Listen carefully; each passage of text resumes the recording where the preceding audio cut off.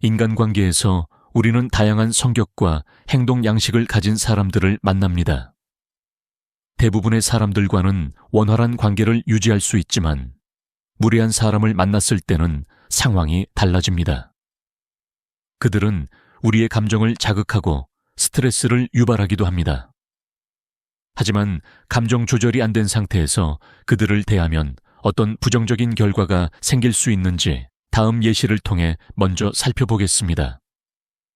진수는 여느 때처럼 회사에서 평범한 하루를 보내고 있었습니다.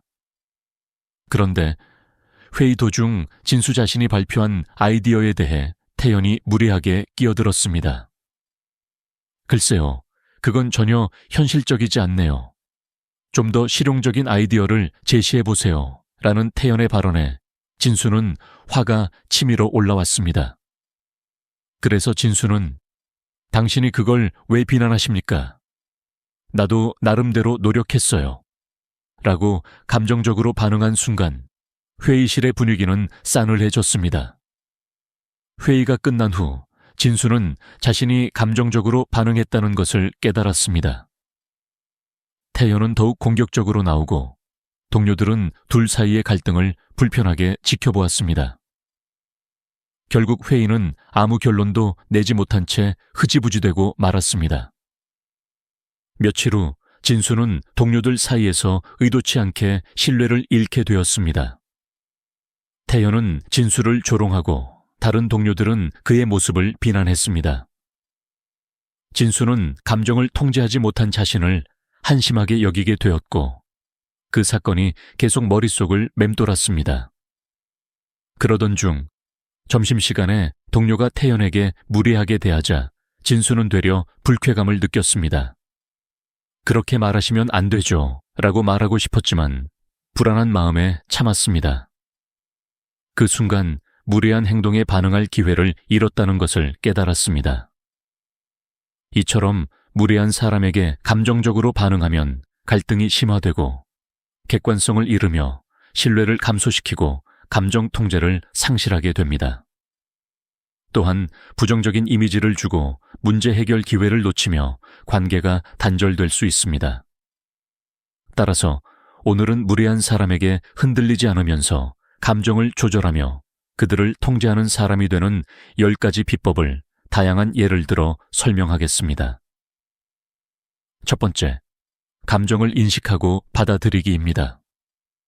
무례한 사람의 말이나 행동을 처음 접했을 때 우리는 종종 본능적으로, 감정적으로 반응합니다. 이때 감정을 억누르거나 피하려고 하면 오히려 그 감정이 더 강해질 수 있습니다. 따라서 첫 번째 단계는 무례한 행동에 대한 나의 감정을 인식하고 그것을 자연스럽게 받아들이는 것입니다. 예를 들어 누군가가 불쾌한 말을 했을 때 화가 나거나 실망스러운 감정이 들 수 있습니다. 이 감정을 부정하지 않고 먼저 지금 내가 화가 났다, 나는 상처받았다 라고 마음속으로 인정하는 것입니다. 감정을 억누르지 않고 인식하는 것만으로도 마음속 긴장이 풀리기 시작합니다. 감정을 억누르면 결국 언젠가 폭발하거나 자신도 모르게 잘못된 방식으로 분출될 수 있기 때문입니다. 여기서 중요한 것은 감정을 받아들인 후 그것이 나를 지배하지 않도록 하는 것입니다. 감정에 빠져들지 않고 거리를 두며 관찰하는 연습을 통해 나의 감정을 더 잘 통제할 수 있습니다. 예를 들어 내가 지금 화가 났지만 이 화를 상대방에게 그대로 돌려주는 것이 아니라 그 상황을 더 냉정하게 대처할 방법을 생각해야겠다라는 식으로 스스로에게 말을 걸어보는 것입니다. 감정 조절은 연습이 필요하지만 이 과정을 통해 스스로를 더욱 잘 이해하고 통제할 수 있게 됩니다. 두 번째, 거리두기, 감정을 분리하기입니다. 무례한 행동을 개인적으로 받아들이지 않는 연습도 중요합니다.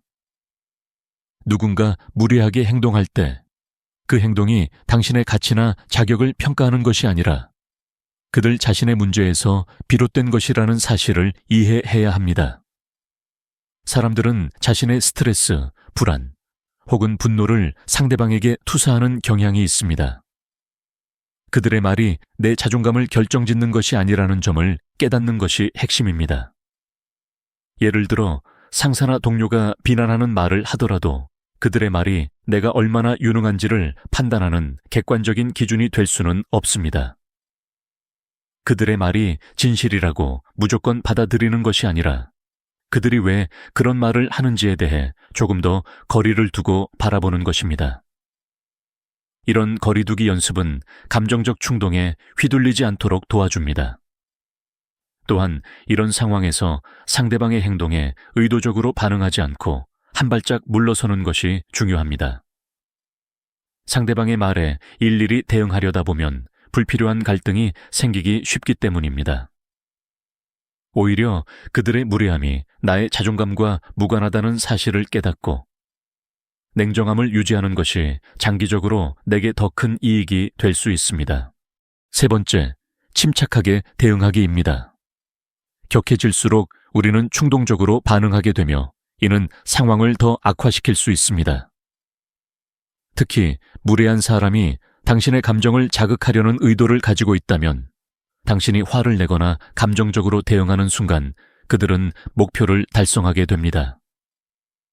이런 상황에서는 숨을 고르고 감정을 차분히 가라앉힌 후 대처하는 것이 가장 효과적입니다.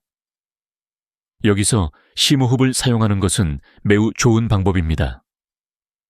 5초간 천천히 깊게 숨을 들이마시고 5초간 천천히 내쉬는 것만으로도 감정이 상당히 가라앉는다는 것을 느낄 수 있습니다. 심호흡은 우리 몸의 긴장을 풀어주고 이성적으로 상황을 판단할 시간을 벌어줍니다. 이렇게 감정적으로 안정된 상태에서 상대방의 말에 대응하면 당신의 반응은 훨씬 더 냉철하고 강력해질 것입니다. 침착하게 대응할 때 상대방에게 내가 쉽게 감정적으로 흔들리지 않는 사람이라는 인상을 줄 수 있습니다. 상대방은 당신의 예측 가능한 반응을 기대했지만 예상과 다른 냉정한 대응을 마주하게 되면 당황할 가능성이 큽니다. 이는 상황을 주도하는 힘을 당신이 가져가는 데 도움을 줄 수 있습니다. 침착함은 곧 자신감으로 이어지며 이러한 태도는 무례한 사람에게 심리적 압박감을 줍니다. 네 번째, 상대의 의도를 파악하기입니다. 무례한 사람의 행동 뒤에 숨겨진 동기나 의도를 파악하는 것도 중요한 전략입니다. 그들이 왜 그런 식으로 행동하는지를 알면 당신의 대응 방식도 더 효율적으로 바뀔 수 있습니다. 상대방이 단순히 나를 자극하려고 하는 것인지 아니면 그들이 겪고 있는 불안, 스트레스를 투사하는 것인지를 이해하는 것이 핵심입니다. 예를 들어 동료가 당신에게 무례하게 행동한다면 그 동료가 실제로 그날 스트레스를 많이 받고 있는지 아니면 다른 개인적인 문제 때문에 그런 것인지 고민해 볼 필요가 있습니다.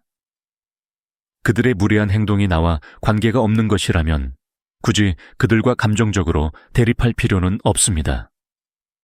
그들의 상태를 이해하고 상황을 조금 더 객관적으로 바라볼 수 있다면 감정적으로 휘둘리지 않고 차분하게 대응할 수 있게 됩니다. 상대방의 의도를 파악할 때는 그들의 말을 곧이곧대로 받아들이기보다는 그들의 말 뒤에 숨겨진 감정이나 동기를 읽으려는 노력이 필요합니다. 이 과정에서 그들이 가지고 있는 문제를 알아차리고 그에 대한 이해를 바탕으로 대응한다면 상황이 더 악화되는 것을 막을 수 있을 것입니다. 다섯 번째, 경계 설정하기입니다. 모든 사람에게는 자신의 한계가 있습니다. 무례한 사람들에게는 그들이 허용할 수 있는 선을 명확히 알리는 것이 매우 중요합니다. 사람들은 종종 상대방의 경계를 침범하면서도 그것이 잘못된 행동이라는 인식을 하지 못합니다. 그렇기 때문에 나 자신을 보호하기 위해서는 경계를 설정하고 그것을 분명히 전달해야 합니다. 예를 들어 상대방이 무례하게 말할 때 그들에게 나는 이런 식의 대화를 원치 않는다라고 분명히 말하는 것이 필요합니다. 이때 단호하면서도 정중하게 경계를 설정하는 것이 핵심입니다. 너무 감정적으로 경계를 설정하면 오히려 상대방을 자극할 수 있기 때문에 차분하고 명확하게 자신의 한계를 전달하는 것이 중요합니다. 경계를 설정하는 것은 단순히 나의 감정을 보호하는 것뿐만 아니라 상대방이 나에게 더 이상 무례하게 행동하지 않도록 경고하는 역할을 합니다. 이를 통해 상대방은 내가 허용할 수 있는 범위를 알게 되고 그 범위를 넘지 않도록 주의하게 될 것입니다. 6번째, 유머로 받아치기입니다. 무례한 상황에서 긴장된 분위기를 완화시키기 위한 좋은 방법 중 하나는 유머를 사용하는 것입니다. 유머는 감정을 가볍게 만들고 상대방의 공격을 부드럽게 넘길 수 있는 힘을 줍니다. 무례한 사람들은 종종 상대방을 불쾌하게 만들어 감정적으로 흔들려고 하지만 당신이 그들의 의도를 유머로 받아 넘긴다면 그들의 시도는 무의미해집니다. 예를 들어 누군가가 당신에게 오늘 왜 이렇게 피곤해 보여? 밤늦게까지 파티라도 했나? 라고 무례하게 물었을 때, 그렇죠. 피곤한 천재처럼 보이려고 노력 중이에요. 라고 웃으며 대응할 수 있습니다. 유머는 상대방의 공격적인 태도를 약화시키고 당신이 상황을 장악하고 있다는 느낌을 줄 수 있습니다. 그러나 유머를 사용할 때 중요한 점은 상대방을 더 자극하거나 비꼬는 것이 아니라 상황을 가볍게 만들어서 갈등을 완화시키는 것입니다. 유머를 적절히 사용하면 상대방은 더 이상 공격을 지속할 수 없게 되며 분위기도 긍정적으로 전환될 수 있습니다. 7번째, 즉각적인 방역보다 장기적인 이득 생각하기 무례한 상황에서 즉각적인 방역을 통해 상대방을 눌러버리고 싶을 때가 많습니다. 상대방의 무례함에 대한 복수심이 강하게 작용하면서 그들의 말을 그대로 받아들이기보다 즉각적으로 되갚아주고 싶어집니다.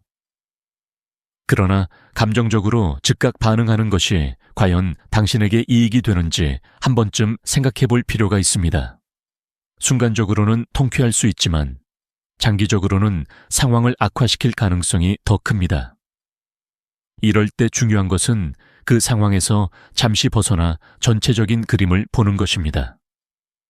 내가 이 순간의 감정에 휘말려서 상대방에게 방역한다면 그 후에 어떤 결과가 초래될지를 생각해 보세요. 예를 들어 직장에서 무례한 상사나 동료가 나를 공격했을 때 감정적으로 대응할 경우 나의 직업적인 평판이나 관계가 더 나빠질 수 있습니다. 장기적으로 나의 경력에 부정적인 영향을 줄 수도 있습니다. 반면 그 순간을 감정적으로 대응하지 않고 차분하게 넘어간다면 오히려 나의 성숙한 대처 방식이 더 돋보일 수 있습니다. 장기적인 관점을 유지하면 지금 이 순간의 작은 승리가 아닌 더 큰 그림에서의 승리를 추구할 수 있습니다. 그 사람이 계속 무례하게 굴도록 두지 않되 내가 감정적으로 흔들리지 않고 문제를 해결하려고 노력하는 것이 중요합니다. 이는 당신의 대인관계뿐만 아니라 자신에게도 긍정적인 영향을 미칠 수 있으며 장기적으로는 자기 통제력을 높이고 더 성숙한 인간관계를 형성하게 만듭니다. 이때 도움이 되는 전략은 상대방의 무례한 말이나 행동에 대해 즉시 반응하지 않고 잠시 여유를 갖는 것입니다. 예를 들어 상대방의 말을 듣고 바로 반박하는 대신 그렇게도 생각하시는군요. 내가 생각할 시간을 좀 가질게요. 라고 말하고 대화를 잠시 중단하는 것입니다.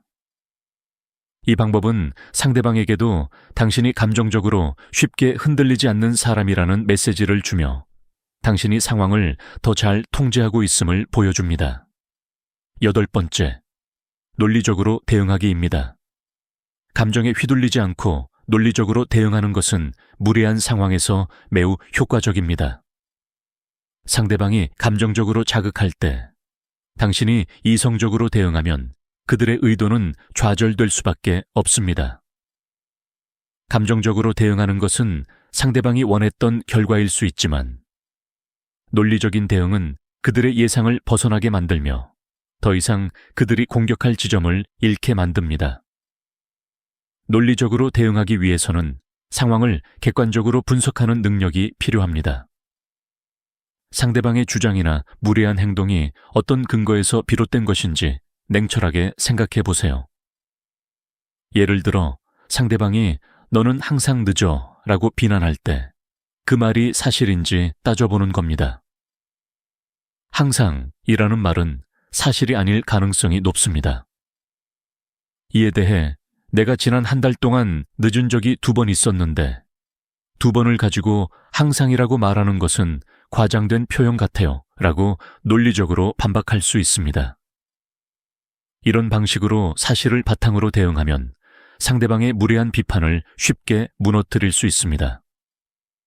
논리적인 대화는 감정적인 대립보다는 훨씬 더 효과적입니다. 또한 이렇게 논리적으로 대응할 때 당신은 감정적으로 흔들리지 않는 모습을 보이게 되며 이는 상대방에게 압박을 가하게 됩니다. 결국 그들은 더 이상 당신을 감정적으로 자극하려는 시도를 포기할 수밖에 없습니다. 또한 논리적인 대응을 위해서는 준비가 필요합니다. 무례한 상황에서 즉흥적으로 대응하기보다는 미리 생각을 정리하고 자신만의 전략을 세우는 것이 좋습니다. 예를 들어 직장에서 무례한 상사가 계속해서 부당한 비판을 가한다면 그 비판에 대한 구체적인 데이터를 모아두는 것도 한 방법입니다. 이렇게 객관적인 사실에 근거한 대응은 상대방이 더 이상 당신을 무시할 수 없게 만들고 무례한 행동을 멈추게 하는데 효과적입니다.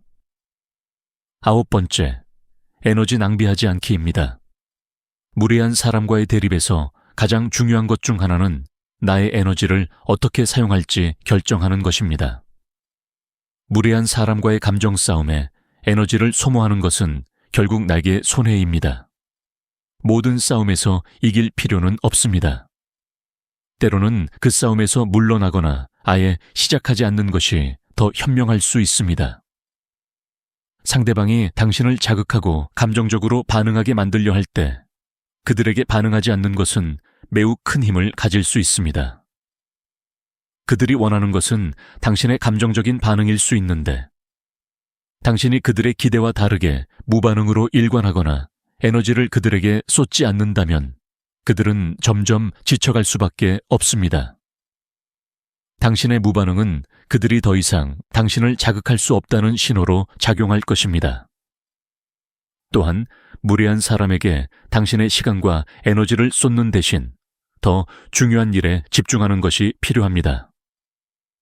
무례한 사람과의 갈등에 빠지지 않고 자신이 중요하게 생각하는 일에 에너지를 쏟으면 당신의 삶은 훨씬 더 풍요로워질 것입니다. 예를 들어 직장에서 무례한 동료의 말에 감정적으로 휘둘리는 대신 자신의 업무에 집중하고 더 나은 성과를 내는 것이 훨씬 더 유익합니다. 당신의 성과는 결국 무례한 사람보다 훨씬 더 큰 목소리를 내게 될 것입니다. 무례한 사람과의 싸움에 지나치게 몰두하다 보면 정작 중요한 일들을 놓칠 수 있습니다. 그들의 말과 행동을 최소한의 에너지로 넘기고 나의 에너지를 더 긍정적인 방향으로 사용한다면 당신은 그 싸움에서 이미 이긴 것이나 다름없습니다. 마지막 10번째, 필요시 단절하기입니다. 모든 관계는 유지해야 할 가치가 있는 것은 아닙니다. 특히 무례한 사람이 지속적으로 나에게 부정적인 영향을 미친다면 그 관계를 끊는 것이 스스로를 보호하는 방법일 수 있습니다. 누군가가 당신에게 반복적으로 무례하게 행동하고 그들의 행동이 나아질 기미가 보이지 않는다면 관계를 단절하는 것도 한 가지 선택입니다. 단절의 결정은 쉽지 않지만 때로는 필요합니다.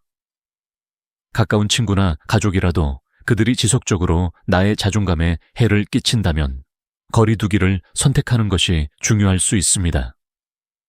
모든 사람을 만족시키려는 부담을 가질 필요는 없습니다. 오히려 내게 긍정적인 영향을 주는 사람들과 관계를 유지하는 것이 더 현명한 선택일 수 있습니다. 이때 중요한 것은 단절을 감정적으로 처리하지 않고 차분하고 성숙하게 행동하는 것입니다. 상대방에게 자신의 결정을 정중하게 알리고 왜 그런 결정을 내렸는지 설명하는 것이 좋습니다. 예를 들어, 나는 우리의 관계가 더 이상 건강하지 않다고 느끼기 때문에 잠시 거리를 두려고 한다는 식으로 말할 수 있습니다. 이는 상대방을 비난하는 것이 아니라 나 스스로를 보호하기 위한 결정임을 명확히 하는 것입니다. 이러한 결정을 통해 당신은 자신을 존중하는 사람들과 더 깊고 의미 있는 관계를 형성할 수 있게 됩니다. 무례한 사람과의 관계에서 벗어나는 것은 당신의 정신적, 감정적 건강을 지키는 데 중요한 역할을 하며 더 나은 삶을 살아가는 데 필수적인 과정일 수 있습니다. 무례한 사람과의 관계에서 이기는 것은 단순히 그들에게 방역하는 것이 아니라 자신을 지키고 감정을 통제하는 방법을 배우는 과정입니다. 감정을 인식하고 침착하게 대응하며 때로는 논리적인 대응을 통해 그들의 공격을 무력화시키는 것이 중요합니다. 무엇보다도 자신에게 중요한 가치와 사람들에게 에너지를 집중하고 무례한 사람들과의 불필요한 갈등에 휘말리지 않는 것이 진정한 승리입니다. 이러한 10가지 전략을 통해 무례한 사람과의 관계에서 감정적으로 흔들리지 않고 주도권을 유지하며 자신의 평화와 자존감을 지킬 수 있게 될 것입니다. 도움이 되셨나요? 여러분은 어떤 무례한 사람을 만나셨는지 댓글로 공유해 주세요.